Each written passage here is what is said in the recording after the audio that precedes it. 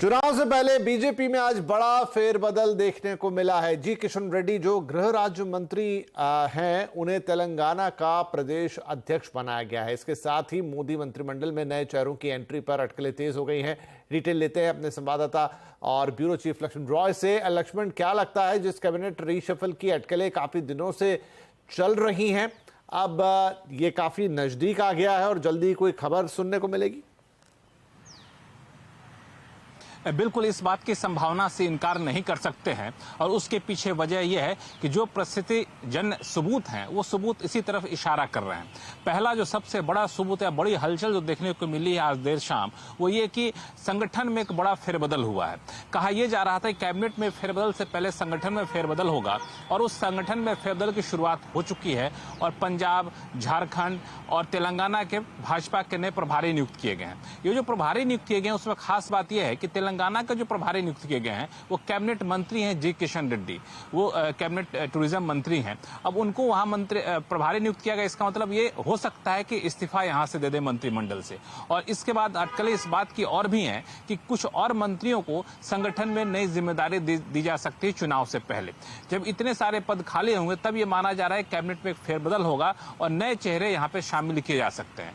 और नए चेहरे शामिल करने के पीछे वजह यह बताई जा रही है कि कई सारे दल जो वापस से जुड़े हैं सरकार में, जैसे महाराष्ट्र की ही बात करें तो वहां पे शिवसेना के गुट एक सरकार के साथ जुड़ा है, अब एनसीपी का एक गुट सरकार के साथ जुड़ा है, तो उनके जो सांसद हैं उनको कैबिनेट में जगह दी जा सकती है।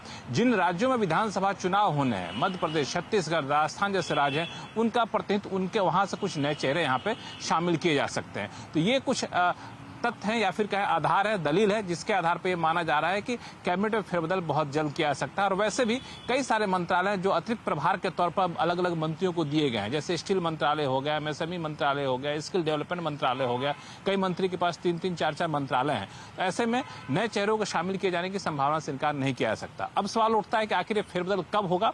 तो मेरा ये मानना है कि अगर बहुत जल्द फेरबदल होता है तब भी 8 तारीख से पहले होने की संभावना नहीं है। वो इस वजह से क्योंकि 8 तारीख से पहले राष्ट्रपति 6 तारीख की शाम तक नहीं है, 7 की सुबह आएंगी, 7 की सुबह राष्ट्रपति आएंगी तो 7 की कुछ देर बाद सुबह निकल जाएंगे प्रधानमंत्री बाहर, फिर वो 8 तक व्यस्त हैं। तो बहुत जल्द होगा तो 9 तारीख से पहले होने की संभावना नहीं है। 9 तारीख रविवार है, लेकिन अभी कुछ तय नहीं है। बिल्कुल कह दूं, ये सब अटकलों पे है, तथ्यों पे है, जो अलग अलग परिस्थिति दिख रही है उसके आधार पर मैं ये सारी बातें कह रहा हूं। जी बिल्कुल, राजनीति में अटकलों का ही खेल है, लेकिन आपने विस्तृत पिक्चर हमें बताई, ताजा तस्वीर हमें दी कि क्या संकेत कह रहे हैं और क्या कुछ हो सकता है इन संकेतों के आधार पर, और अगर हुआ तो वो कब तक होगा। बहुत शुक्रिया लक्ष्मण इस डिटेल के लिए। इधर महाराष्ट्र में एनसीपी में फूट के बाद सियासी हलचल तेज हो गई है। एक तरफ शरद पवार गुट में फूट को रोकने के लिए मंथन चल रहा है, तो दूसरी तरफ अजीत पवार गुट एनडीए में शामिल होने के बाद एक्शन में दिख रहा है। आज अजीत पवार ने महाराष्ट्र में एनसीपी के नए दफ्तर का उद्घाटन करने की अपनी ताकत दिखाई। अजीत पवार ने अपने सरकारी बंगले को ही पार्टी का कार्यालय बनाया है। तो महाराष्ट्र में चल रही हलचल पर ज्यादा अपडेट अब हम लेंगे अपनी संवाददाता विनया देशपांडे से। विनया, एनसीपी में फूट के बाद आज महाराष्ट्र में काफी हलचल है, काफी एक्शन पैक्ड दिन है, दोनों खेमों में कुछ ना कुछ हो रहा है। किस तरफ बढ़ता हुआ दिख रहा है ये पूरा मामला? जी, आज सबसे महत्वपूर्ण गतिविधि ये रही कि जो नया मंत्रिमंडल है जिसमें अब 9 एनसीपी के मिनिस्टर्स भी शामिल हैं, उनकी आज पहली कैबिनेट बैठक हुई। सूत्रों की माने तो अब अजित पवार को फाइनेंस का पोर्टफोलियो मिल रहा है, यानी कि देवेंद्र फडणवीस जो खुद एक डीसीएम हैं और जिन्होंने फाइनेंस भी अपने पास रखा था, उन्हें शायद अपना फाइनेंस पोर्टफोलियो देना पड़ रहा है। और अब अजित पवार जो कि उप मुख्यमंत्री हैं, दूसरे उप मुख्यमंत्री महाराष्ट्र के, उनको शायद फाइनेंस ये पोर्टफोलियो मिल रहा है। उस मुख्य मीटिंग के बाद जो कैबिनेट बैठक है, उसके बाद हमने देखा कि एनसीपी में लगातार बैठकों का सत्र जारी रहा। आज हालांकि एनसीपी ने अपना नया ऑफिस खोलना था, सुबह से उसे काफी विलंब हो चुका था, लेकिन एक बार कैबिनेट की बैठक होने के बाद अभी थोड़ी ही देर पहले अजित पवार ने वो भी इनॉग्रेशन पूरा कर दिया। उसके बाद लगातार पक्ष की बैठकें एक के बाद एक जारी हैं। उधर शरद पवार भी कल देर रात जब वापस लौटे कराड़ से, आज से उन्होंने वापस अपना काम शुरू कर दिया है। वाईबी चव्हाण सेंटर में हमने देखा कि नाना पाटोले जो कि कांग्रेस के महाराष्ट्र के अध्यक्ष हैं, उनसे भेंट के लिए चले गए हैं।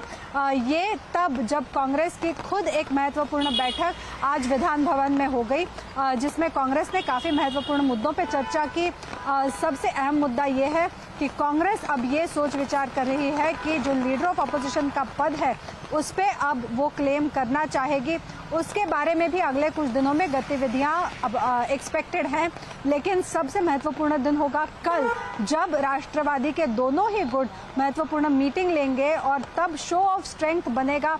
हजारों कार्यकर्ता मुंबई में आने की संभावना जताई जा रही है और उसके बाद ही शायद कुछ अंदाजा आ पाए कि अभी तक जो दोनों गुट हैं जिन्होंने नंबर्स दिए नहीं हैं, वो नंबर्स शायद कल क्लियर हो पाए। और उसी के चलते आज भी बैठकों का सत्र जारी है, ये जोड़ने के लिए कि नंबर्स ज्यादा से ज्यादा एकाध गुट के पास रहें।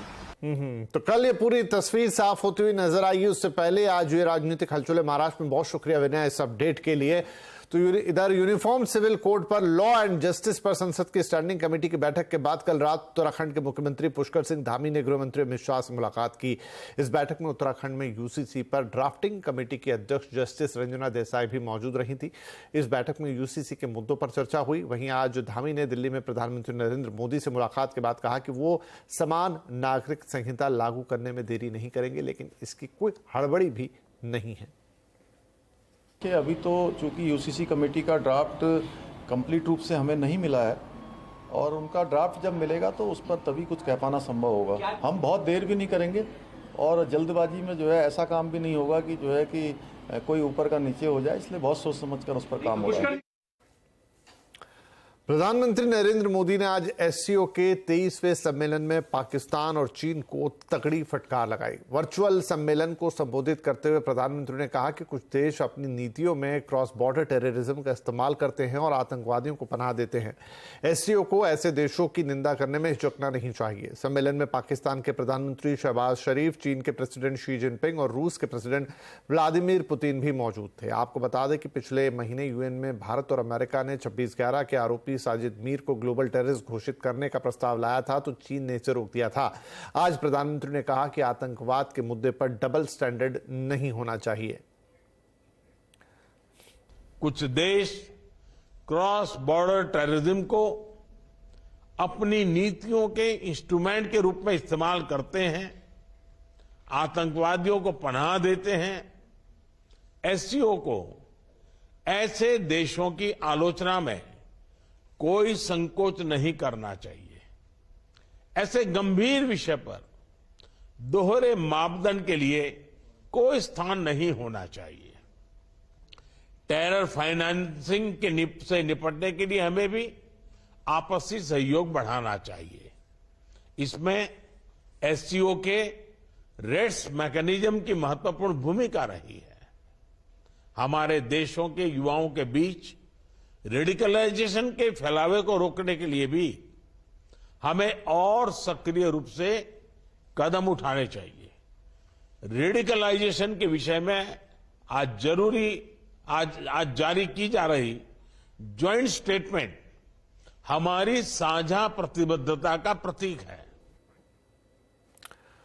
और अब बात करते हैं बाजार की। फिर निफ्टी एक्सपायरी के दिन बाजार में आज भी जोश दिखा। सेंसेक्स निफ्टी लगातार चौथे दिन रिकॉर्ड ऊंचाई पर बंद हुए हैं। निफ्टी बैंक भी रिकॉर्ड ऊंचाई पर जाकर बंद हुआ। आज सेंसेक्स 274 अंक चढ़कर 65,489 पर बंद हुआ। वहीं निफ्टी 66 अंक चढ़कर 19,379 पर।